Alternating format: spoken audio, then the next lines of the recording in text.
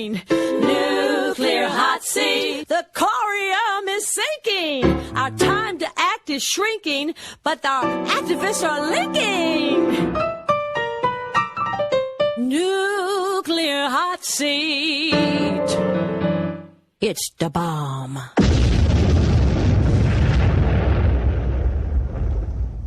Welcome to Nuclear Hot Seat, the weekly international news magazine keeping you up to date on all things nuclear from a different perspective. My name is Libby Halevi. I am the producer and host, as well as a survivor of the nuclear accident at 3 Mile Island from just 1 mile away. So I know what can happen when those nuclear so-called experts get it wrong. This week, we have an interview that I highly prize with award-winning journalist and journalism professor Karl Grossman. He shares insights on the Indian Point closure agreement, the hidden manipulation tactics of the Institute of Nuclear Power Operators, and gives us examples of how activists have successfully scuttled nuclear industry plans in the past. Great modeling of tactics and strategies from one of our movement's best minds. Plus, numbnuts of the week for outstanding nuclear boneheadedness, nuclear reactor duck and cover report based on the Nuclear Regulatory Commission's weekly event reports, the European report with Sean McGee, and more honest nuclear information than Adele was able to sing about on the Grammys. All of it coming up in just a few moments. Today is Tuesday, February 14, 2017. Happy Valentine's Day. And here is the week's nuclear news from a different perspective. Starting out in the U.S. this week with Nuclear hot seat. Nuclear hot seat. Nuclear hot seat. Numbnuts of the week. Hike! It's a fake pass. No, it's a faux pas with the nuclear football. That's right, the briefcase that carries all the codes that our current president or any president needs to launch a nuclear attack in 4 minutes with no way of being contradicted, got to pose for pictures at Mar-a-Lago Resort in Palm Beach, Florida. That's because Trump was there, and Mar-a-Lago member Richard D'Agazio decided that he really wanted to take selfies with the nuclear football and the poor guy who was guarding it. Nothing like a good old boy posing next to a satchel that holds the capability of launching a nuclear war. Then he posted the pics and wrote, "This is Rick. He carries the football, the nuclear football. It's a briefcase, its contents of which are used by the presidents of the United States to authorize a nuclear attack. It is held by an aide-de-camp, and Rick is the man." Well, probably not anymore. Not after a security breach like that. But you can't blame Rick because he's just the fall guy in an unsecured location with the nuclear launch codes and pictures on social media. And that's why, for even making this situation possible, you, yes, you, Donald J. Trump, are this week's Nuclear hot seat. Numbnuts of the week. Makes me wonder if there's a hidden reason why every aide-de-camp carrying the nuclear football whose picture I have ever seen, such as in the background of the inauguration, is either African-American or a woman. In Oklahoma, a judge has issued a temporary restraining order to halt Sequoia Fuels' plans to bury radioactive waste at its plant in Gore, Oklahoma. The ruling is a victory for the Cherokee Nation and the state of Oklahoma, which have argued that the waste should be removed off-site, which is what Sequoia Falls agreed to in 2004, spending up to $3.5 million to move the waste and put it somewhere, who knows where. Instead, Sequoia notified the Cherokee Nation this past January that the most heavily contaminated material on the site was being planned to be buried on their land until the judge stopped it. Thank you, Judge. More than 70 years after the detonation of the first atomic bomb, the Trinity test, residents of southern New Mexico who were unwittingly exposed to the fallout, as well as their descendants and advocates, have released a new report that details the decades of illnesses and deaths they believe were caused by the Trinity site test. The health impact assessment, titled Unwilling, Unknowing, and Uncompensated, focuses on 4 ways that families have been affected by the Manhattan Project blast in 1945. Generations of illnesses and deaths, lack of access to health care, economic struggles, and fears of severe health problems for future generations. Interesting story. We'll link to it on our website, nuclearhotseat.com, under this episode, number 295. Time now for the nuclear reactor duck and cover report. On Thursday, February 9, Pilgrim Power Station in Massachusetts shut down because a blizzard was bearing down on it. But hey, the plant had only been operating at 30% of capacity since Monday, February 6, after officials found seawater leaking into one of the plant's condenser tubes. Previous preemptive shutdowns occurred in February of 2015 and 2016, so this is 3 in a row. And the facility will use the downtime to plug some of the 35,000 condenser tubes, quote, to prevent this type of issue in the future. One only hopes. At Dresden in Illinois on February 8th, a technical support center emergency ventilation system became inoperable, which represents a major loss of emergency assessment capability, off-site response capability, or off-site communications ability. At Cook in Michigan on February 3rd, unanalyzed condition due to unaccounted loads in safe shutdown analysis. This is associated with 26 cables routed through multiple fire zones in the turbine building, and both units 1 and 2 have rooms that have the potential to be affected from a fire event as a result. Hatch in Georgia on February 8th, high-pressure coolant injection system inoperable due to degraded DC to AC inverter, which could have prevented fulfillment of a safety function needed to mitigate the consequences of an accident. February 13, at LaSalle in Illinois, automatic reactor scram, an emergency shutdown, slamming on the brakes from 100 to 0. And Watts Bar in Tennessee on February 8th had something that I still can't figure out after multiple readings, so I'll spare you. Duck! In Japan, there are 2 conflicting campaigns. One to expand the thyroid tests on downwind victims from the Fukushima nuclear disaster, and another by the pro-nuclear lobby to reduce the existing tests.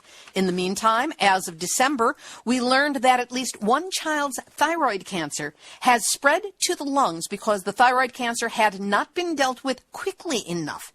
At the same time, a new paper accepted by the Endocrine Journal and written by Dr. Tanaka from Osaka University Graduate School of Medicine supports the pro-nuclear lobby's reduction in thyroid testing. We'll have a link to Sean McGee's article on this, including quotes against the study by Professor Toshihide Tsuda, Professor Christopher Busby, and Professor Joe Mangano. We'll give you a link to it as well.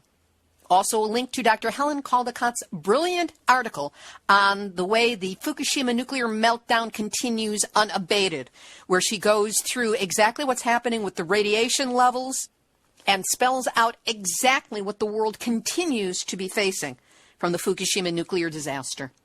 Another link on our website.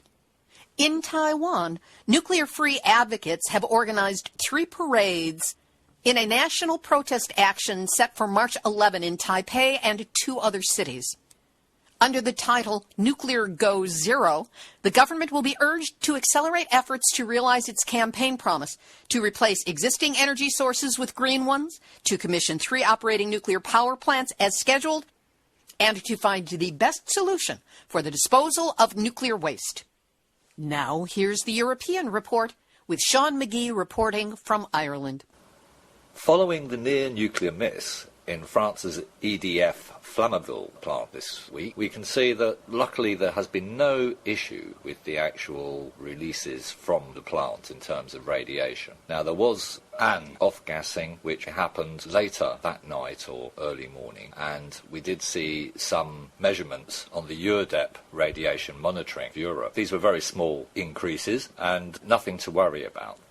More interestingly was the EDF response in switching off the monitoring devices from 10:30 when the accident happened in the morning, and they switched them back on around 12:30 and then switched off the monitoring system again for some hours.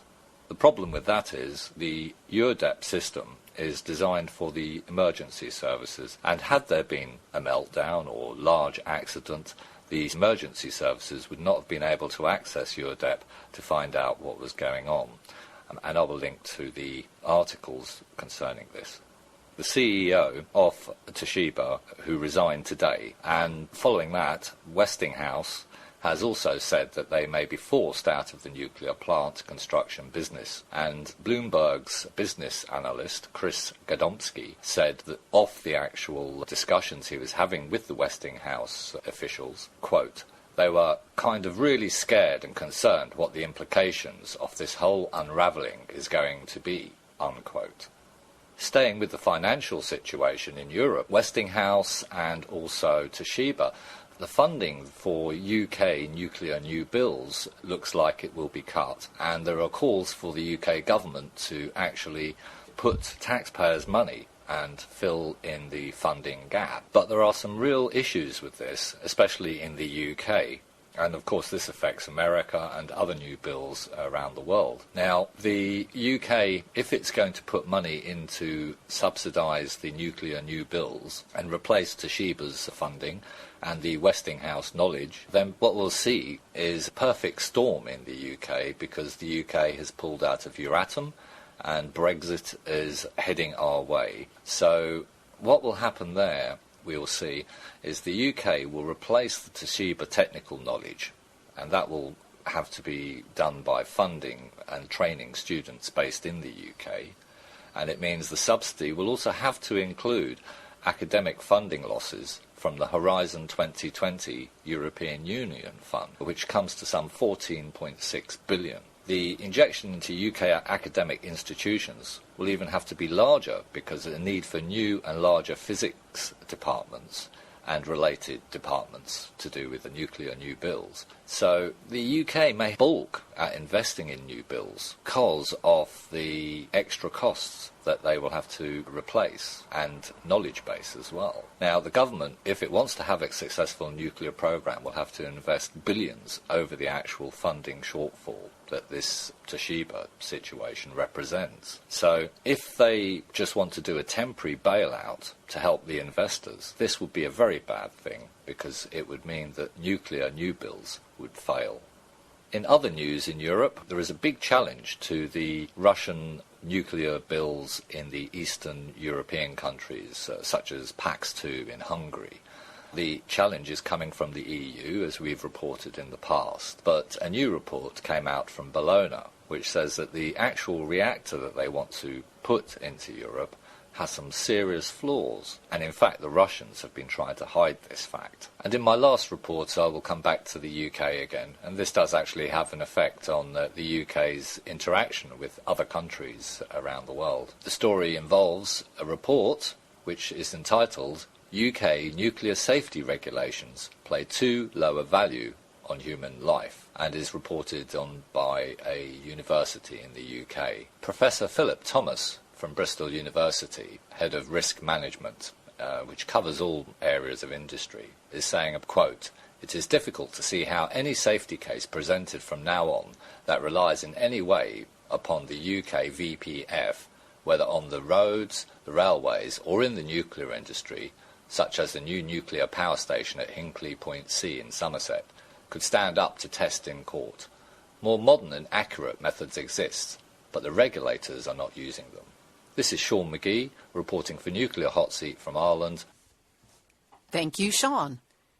We'll have this week's featured interview in just a moment, but first, as I'm recording this, today is Valentine's Day, and hearts have a lot to do with the nuclear issue. No, not because radioactive cesium attacks heart muscle. This is about Nuclear Hotseat, getting to the heart of a wide range of nuclear issues to bring you verifiable news, interviews with genuine experts, and as much humor as I can squeeze out of this depressing subject matter.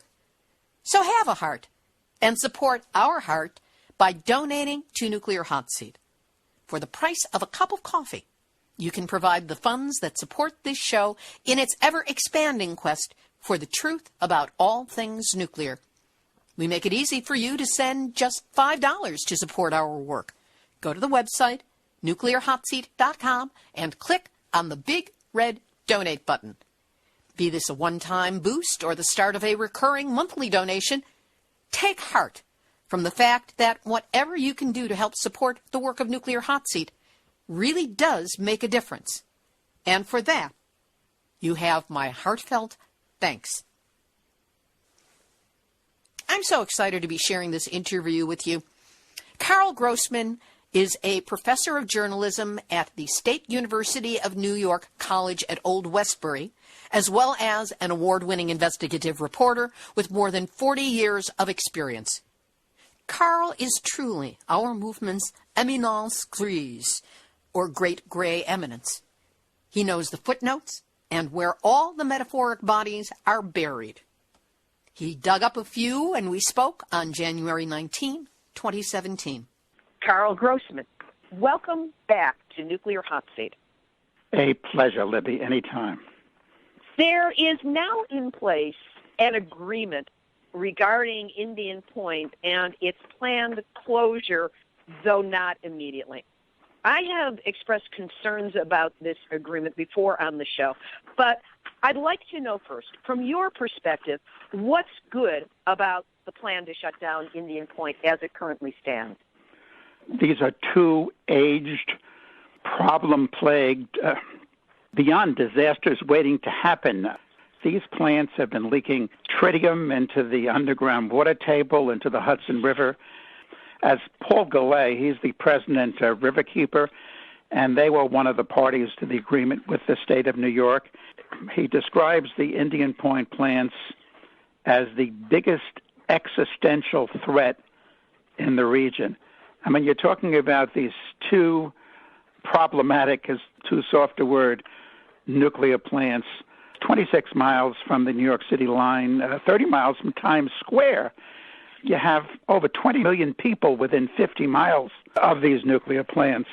And the deal that's been made, the agreement that's been struck, would have the plants close. I mean, I wish it could be this afternoon. But the arrangement is that Indian Point 2 will close in April of 2020, which is 3 years away, and Indian Point 3 by the end of April 2021. And I've looked through the agreement. In fact, it's on both the Riverkeeper's website and Governor Andrew Cuomo's website. And it's a very elaborate and comprehensive agreement, which, among other things, provides that the workers of Entergy, this is the owner of the facility, a New Orleans-based company, the workers could get retrained, and the state would provide the retraining in solar and wind and other safe energy technologies. I think it's a good agreement. There is an escape clause, which provides that if there is an emergency, a war, a terrorist attack, this sort of thing, if the state agrees, and it's a very complicated procedure here, it isn't an automatic yes that Entergy will say in a few years, we have an emergency, we want to continue to run these plants. If there's an emergency, the plants can continue to run 2 more years each, but that's it. So I think on balance, considering the enormous danger these 2 nuclear plants pose, their record, which has been absolutely abysmal and continues to be abysmal. In fact, my dear friend Harvey Wasserman says they're really not disasters waiting to happen. They're disasters that are happening and have been happening for many years. So I think this is good news. The plants they've been operating really without licenses. They've gone beyond the 40-year operating lifetimes that nuclear plants were seen as happening. And Entergy had been getting ready to extend or try to get the Nuclear Regulatory Commission, which is in fact the Nuclear Rubber Stamp Commission. I mean, it says yes to whatever the nuclear industry has ever wanted, never turned down an application for a construction or operating license of any nuclear plant anywhere, anytime, has already given, well, at this point, over 85 of the nuclear plants in the country. There's 99 operating today. 20-year extensions so they could go for 60 years, and that's what Entergy wanted. So you have this specter of these two nuclear plants going for 60 years. And in fact, there's an effort by the nuclear industry with support, it would seem, from the Nuclear Rubber Stamp Commission to allow nuclear plants to run for 80 years, even though a very careful analysis was done way back in terms of how long a nuclear plant could operate, considering irradiation of particularly its metal components, the embrittlement and so forth. And they said 40. That's at 40. But the nuclear industry really, asking for disaster, has been pushing successfully to allow the nuclear plants to go for 60. And again, on the table now is 80. Imagine taking an 80-year-old car on interstate and running it fast. One of the things that the Nuclear Rubber Stamp Commission has also done when it does this extension of these operating licenses is to uprate the nuclear plants, to let them run hotter and harder to produce more electricity. So it's like taking an 80-year-old car on the interstate and running it at 90 miles an hour. I mean, again, asking for catastrophe, asking for disaster. So in light of all this, the closure, even though it's 3 and then 4 years away, of the Indian Point plants is, in my judgment, good news. That's good to know, because in the initial materials that came out, I saw, first of all, 3 to 4 years.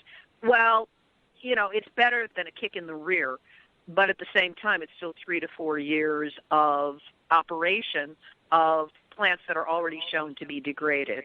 And then I saw the loophole to allow the extension by reasons of war, sudden increase in electrical demand, or shortage of electric energy, which seemed to me rather vague and undefined. Are you saying that there is a much more specific definition of those, or are they the kind of things where, by reason of war, when are we not at war?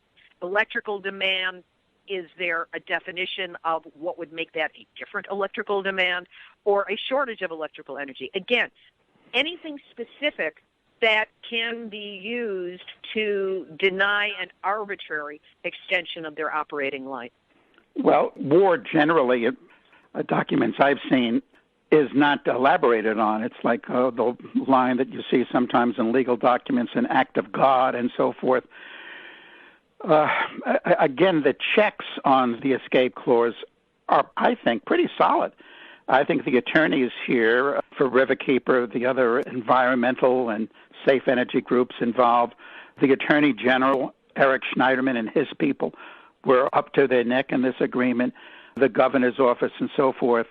I think they've crafted a very careful agreement. As to the issue of energy supply, that's what some of the pro-nukers, since the agreement was announced on January 9th, have been pointing to. Where are we going to get the electricity to replace that generated by Indian Point? But simultaneously, what Governor Cuomo has been doing, and this has been a move been on for a couple of years in this area, is promoting, well, particularly offshore wind, promoting safe, green energy, period. But offshore wind is the big thing along the Atlantic coast. And just a few weeks ago, just in December, the first wind farm in America, offshore wind farm, began operations east of Long Island off Block Island. And Cuomo, and we're talking recent days, has been saying he wants to see the Long Island Power Authority give the okay for this company called Deepwater Wind, which constructed the first offshore wind farm that I mentioned, 5 wind turbines, to go ahead with a far bigger project southeast of Long Island. Deepwater Wind would like to have another project going, another big project going off New Jersey, south of New York City. The Long Island Power Authority just gave the okay for a Norwegian company called Soltail to construct a major wind farm off Jones Beach. People might be familiar with it. That's sort of central Long Island. Meanwhile, energy efficiency has brought down the uses of electricity in this area. I think that the scare that the pro-nukers would put into us, that we need the 2,000 megawatts that these 2 Indian Point plants provide, will vanish, particularly as solar continues to spread. I mean, I'm talking to you today, Libby, from an old New England salt box house that I live in with my wife. We've been blessed with a large roof to put many photovoltaic panels.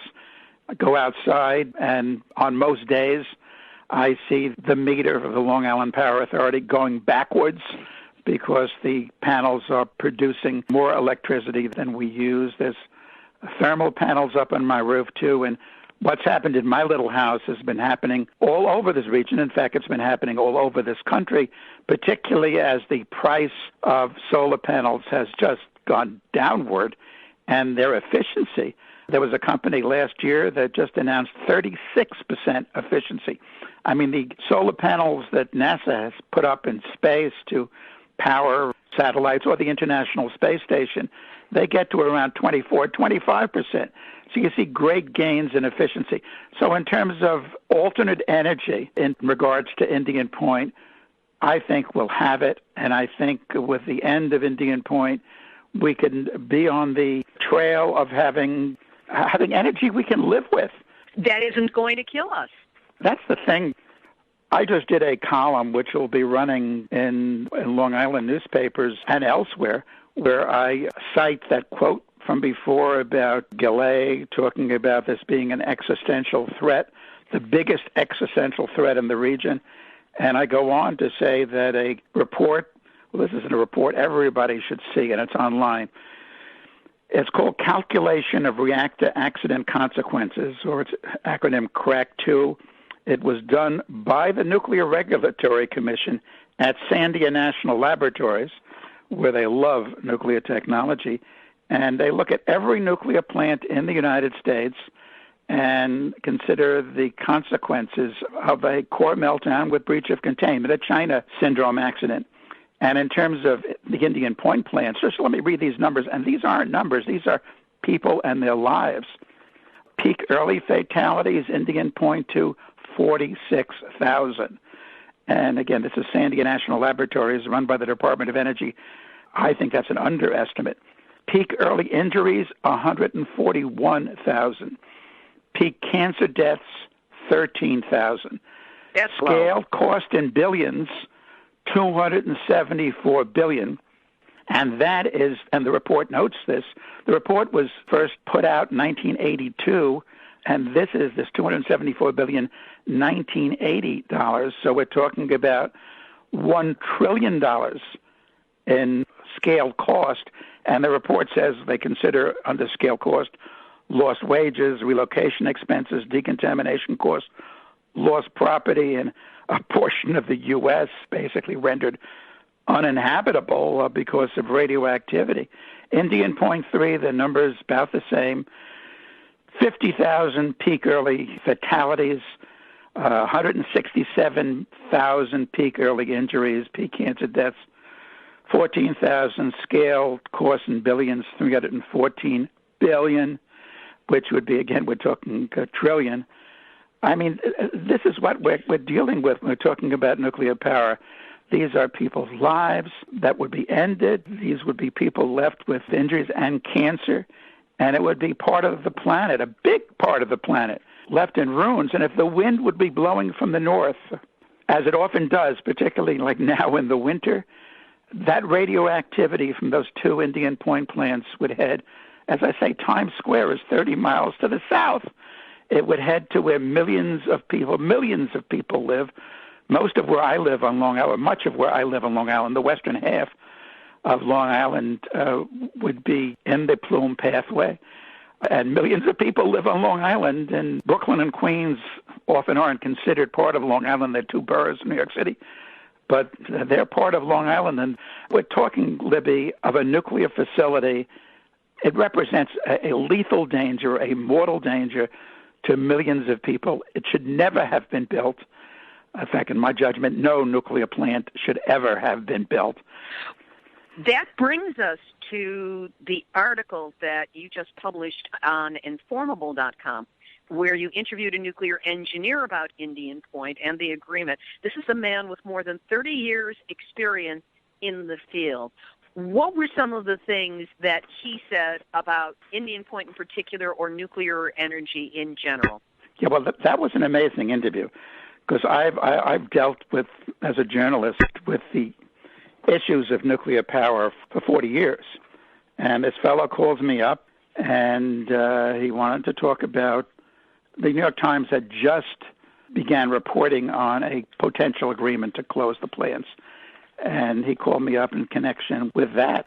And he said, Mr. Grossman, I'd like to provide you with information. I can't allow my name to go public. I'm very concerned about the consequences, the retribution that might be taken against me, but I've worked 30 years in the business, so let me mention some things to you. And he did, and from a journalistic perspective, and I'm a professor of journalism as well as an active journalist, it's kind of odd to base a story on an unnamed source, but in this situation, here was a fellow with information which I felt just needed so desperately to be conveyed so people know it. So the piece in Informable, it also ran in Nation of Change, Op-Ed News, Counterpunch, and so forth. It ran, thankfully, widely. For example, he told me about the INPO report system. He explained that right after the 3 Mile Island accident in 1979, the nuclear industry got together and formed an Institute of Nuclear Power Operations.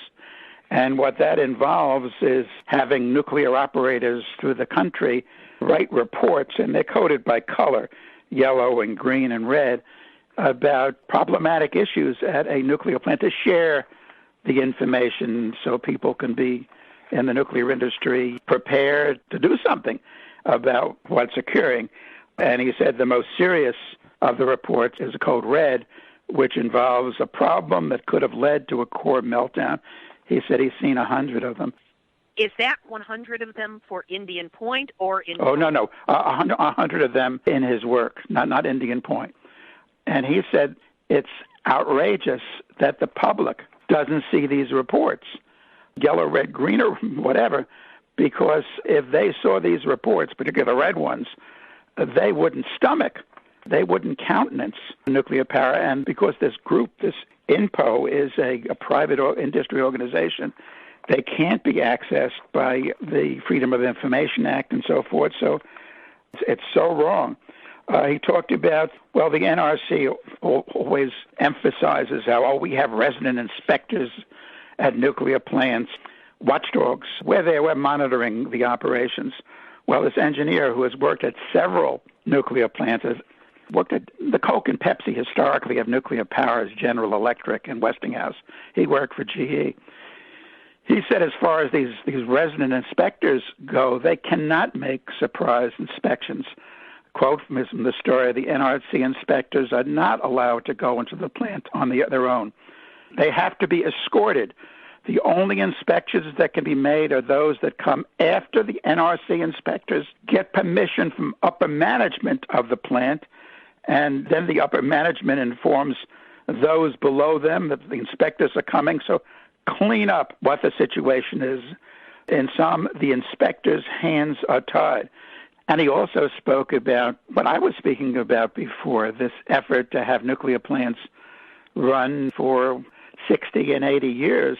And this fellow, he had worked at General Electric and knew well the studies done, the extensive studies done as to how long a nuclear power plant could run before embrittlement and other problems take over. And, here's a quote from the story, that a nuclear plant can run for 60 years or 80 years. He mentioned to me how Dominion, one of the companies in the nuclear business, is trying to get NRC approval to run its 2 Surrey nuclear plants in Virginia for 80 years.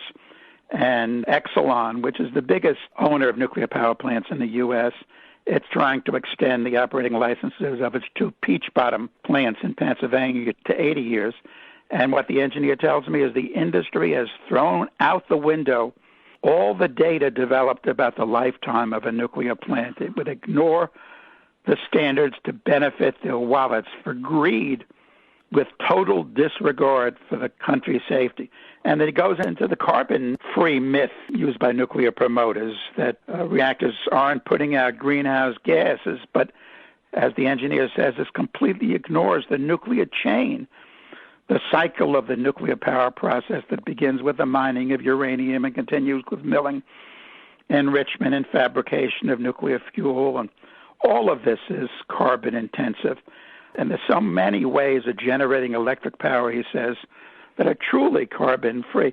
So he just went on and on. So I urge listeners, get a chance, Google the piece on Informable, Counterpunch.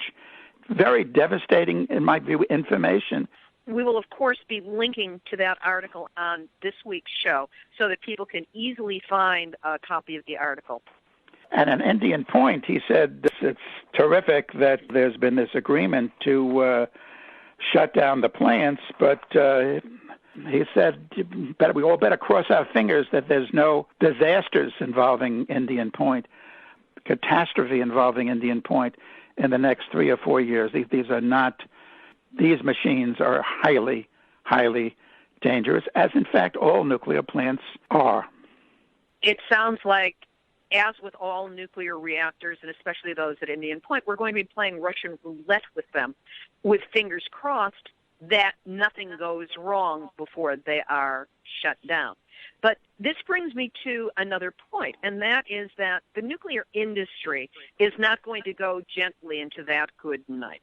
They're not going to give up on Indian Point. And the other reactors that are scheduled for closure in the next 10 years without a fight and a back-end plant. And this is something besides the extension of 20 to 40 years. Where do you see the industry's push going so that they continue to maintain their income stream and build it into the future? The huge problem here isn't just the industry, it's Trump. There was a piece by Bloomberg News last month about the transition team of Donald Trump. This is the headline in Bloomberg News, asking for ways to keep nuclear power alive. I think one of the big ways these bums will try is to discourage the implementation. I mean, you have to talk about development anymore. It's safe, clean, green energy we can live with. It's all on the shelves. It just has to be implemented. We have those offshore wind farms, the kind of solar panels that have been spreading all across the country. That has to all just expand it. But here you have this Trump administration, which is anti-safe energy, anti-environmental to the hilt. And, of course, the nuclear industry, these nuclear Pinocchios who have no trouble, they never did, lying and lying and lying. But I'd like to bring up in terms of fighting it. How do you fight it under these circumstances? It sounds so tough.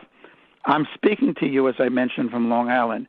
We beat nuclear power here in a similar way as the folks a little upstate beat Indian Point.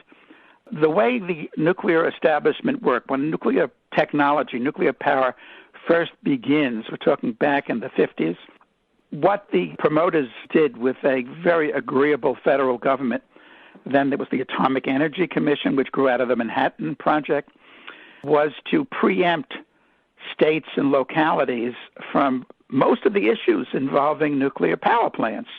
What we on Long Island figured out was that one of the things that was not preempted was police power. In other words, if the state wants to widen a road and the owner of that land doesn't want to sell, the state could, through eminent domain, acquire that property. So what happened is in 1985, the Long Island Power Act was passed, which provided that through eminent domain, if the Long Island Lighting Company, that was the utility, didn't give up its Shoreham nuclear power plant, which was in all the documents filed called the Shoreham Nuclear Power Station 1. There was to be 2 more at that site, 4 to the east at Jamesport, and several in between. Again, 7 to 11 nuclear plants on Long Island. Long Island was to be turned into in the jargon of the promoters of nuclear at the time, a nuclear park.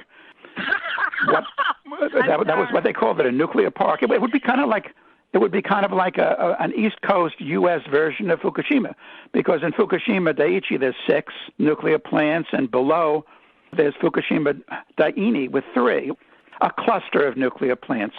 And in any case, what we on Long Island, the safe energy activists, environmentalists, public officials who had some brains and conscience, and in fact, Mario Cuomo, Governor Andrew Cuomo's father, former governor, was involved.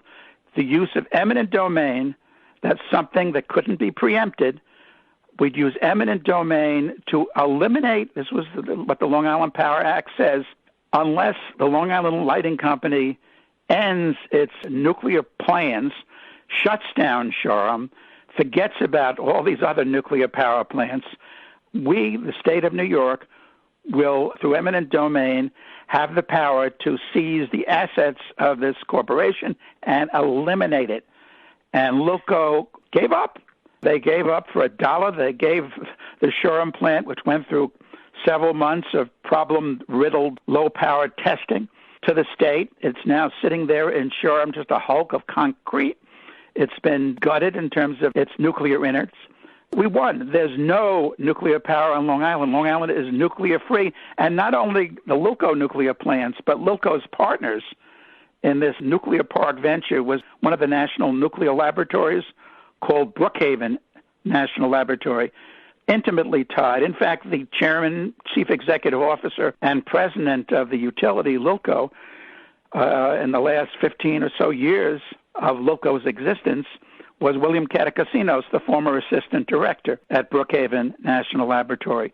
What the folks upstate did, what Schneiderman, the attorney general, did, what Andrew Cuomo's now office joined in, was they knew preemption. They knew that things continue in nuclear with the Nuclear Rubber Stamp Commission and the Department of Energy working hand in hand with the nuclear industry. We would see license extensions for the two Indian Point plants. So what they zeroed in on particularly was what's called a Speedies permit. Speedies permit is a state pollution discharge permit, and they moved to deny Entergy its state license, its Speedies permit. These plants, a nuclear plant needs massive amounts of coolant, 1 million gallons a minute going in and going out. As a result, 2.5 billion gallons of water is discharged from the Indian Point facility every day. And further, there's an entrapment situation, so just zillions of fish are destroyed. Furthermore, the Indian Point plants have been sending radioactive poisons into the Hudson River. And so the state said, no Speedies permit. And that was a real problem with Entergy. It couldn't operate. It knew it couldn't operate without a state permit. The state of New York did sort of like what we in Long Island did, work around the preemption, and finally Entergy gave up. And then the other very big reason, which has to be noted beyond the getting around preemption, was that these days nuclear power, besides being dirty and dangerous, doesn't compete with, I'm not going to certainly advocate gas from fracking. That's a horror in and of itself. But with safe, clean, green solar energy and wind power. And for our region, offshore wind is the thing. So Entergy, seeing the bottom line numbers, it gave up.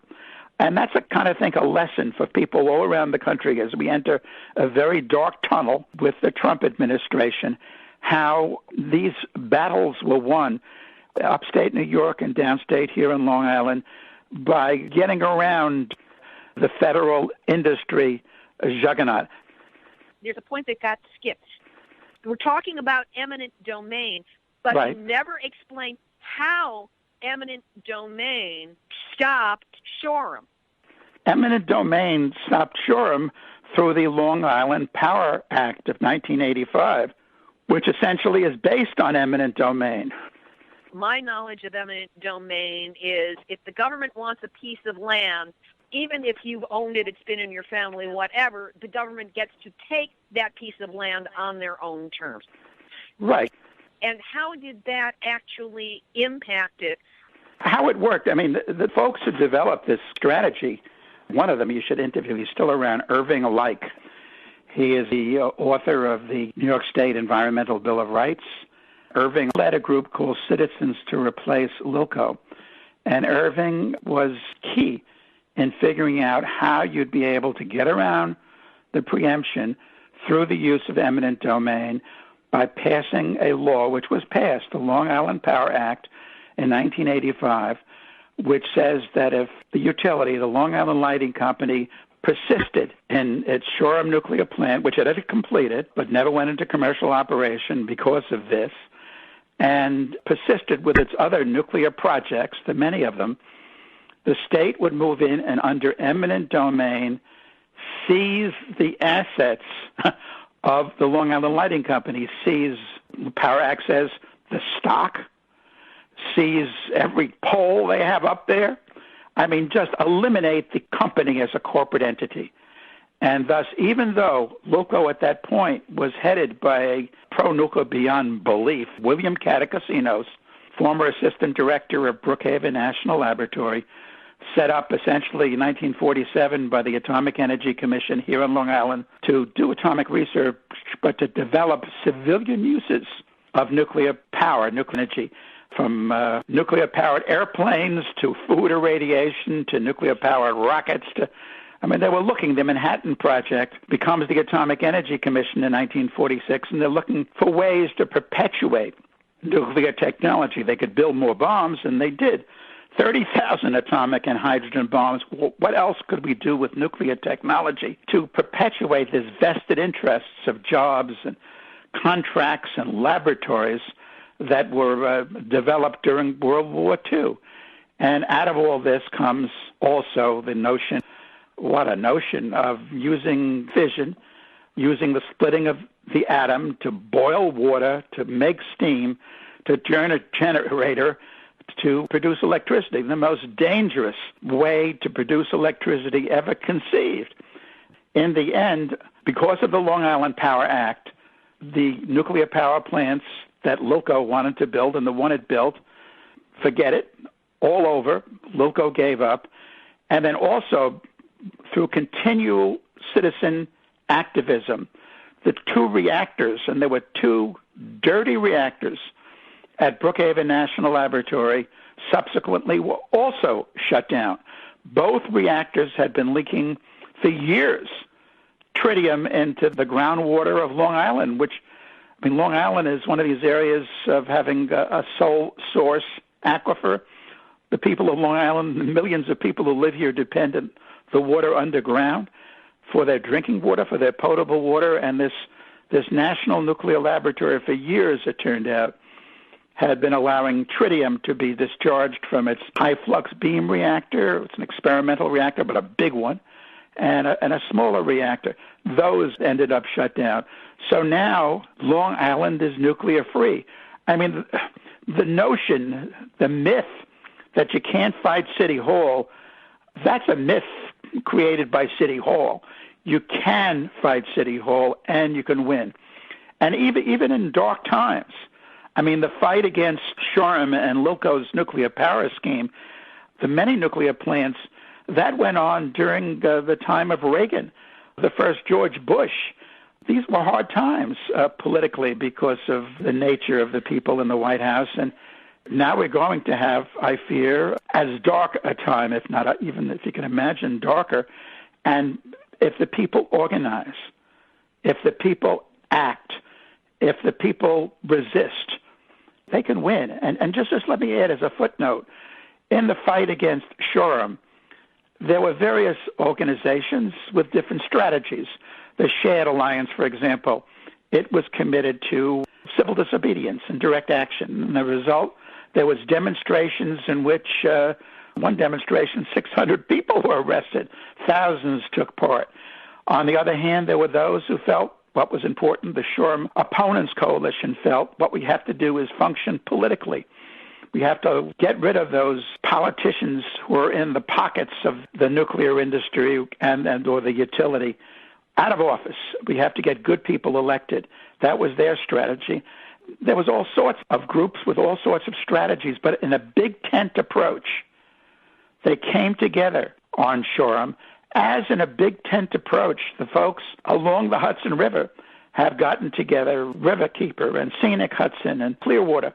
The many organizations that have been fighting these two horrors on the Hudson have gotten together, and with the support of the state of New York and with the governor, have gotten this agreement to, and again, I wish those nukes would be, and they should be, shut down now, shut down yesterday, shut down 40 years ago, never allowed to operate. But in any case, we have now an agreement for them to be shut down. In terms of a big tent approach with the different strategies that are out there, what do you suggest that those of us who oppose nuclear around the country, and really this is around the world if people can apply these strategies to their local areas, what do we need to be doing now to take from our history of success and move it into this dark time, as you labeled it, and I agree, that we are now facing? Well, I think you have to act. You got to move nationally, in fact, globally, nationally, and locally. The old slogan was active today or radioactive tomorrow. It's more pertinent than ever. And there's very wonderful, excellent, speaking on a national level, organizations that people should get involved with and support. I'm on the board of an organization called Beyond Nuclear. Just go to beyondnuclear.org, read about what it's doing, and get involved with Beyond Nuclear or support Beyond Nuclear. An organization I'm also on the board on is the Radiation and Public Health Project. Joe Mangano was the executive director, and their focus is you don't actually need a catastrophe for people to die because of nuclear power. Nuclear power plants discharge, release, let out nuclear poisons all the time, and the Nuclear Rubber Stamp Commission says, fine, those are permissible emissions of these radioactive poisons. As a result, there are cancer clusters around nuclear power plants. In fact, Joe is right now involved in an analysis of how many lives will be saved with the shutdown of the Indian Point plants, because there's been serious thyroid cancer clusters in that area and so forth. Another wonderful organization, and I've been on its board, is the Nuclear Information and Resource Service, NIRS. Just go to NIRS.org. Terrific group, long led by the late Michael Marriott. Other groups, Friends of the Earth, Greenpeace. I hate to miss them. I mean, there's so many on a national level. And on a local level, because you got to function, you got to act locally, as well as, I believe, nationally and internationally. These are issues of life and death. To end nuclear power is so critical. It's so vital. Indeed, my first book on nuclear power, which is entitled Cover Up, What You Are Not Supposed to Know About Nuclear Power, begins with the Bible. I begin Cover Up with, I have set before you life and death, blessing and curse. Therefore choose life that you and your descendants may live. That's Deuteronomy. And with nuclear technology, that's what we face. This is a matter of life and death, and we must choose. We must choose and act for life. Karl, you're always such a source of profound information and insight. It's a privilege to have you on the show, and we're going to have to do it much more often. It's always a pleasure. Thank you so much for joining us and being my guest this week on Nuclear Hot Seat. Award-winning journalist Karl Grossman. We will have links up to his article, the anti-nuclear activist groups he mentioned, plus a link to his website where you can download a free PDF of his book. That's right, free. Cover Up, What You Are Not Supposed to Know About Nuclear Power. Don't even think about it. Just go, karlgrossman.com, and do it. Click on the books link.